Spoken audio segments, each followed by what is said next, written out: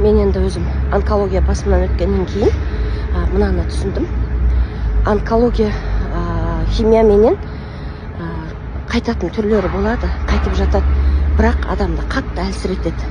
Сол әлсіздік болған кезде метастаз тарай береді. Метастаздың бетін қайтару үшін күш қуатыңыз мықты болу керек. Яғни сол химияның өзі сізге ем болу үшін сіздің қуатыңыз мықты болу керек. Сол үшін химия алып жүрген кезде әлсіздік болып жүрген болса, сол нүктелі массаж бірден бір қуатыңызды көтеретін құрал. Осы нүктелі массажды үйреніп алсаңыздар да болады. Болмаса орталыққа келіп ем алыңыздар. Нүктелі массаж негізі қуаттандырады, өте қатты қуаттандырады. Өзіңізде байқайсыз, 1-2 күнде қалғанда қуатыңыздың қалай көтеріліп жатқанын байқайсыз. Сондықтан да мен айтар едім.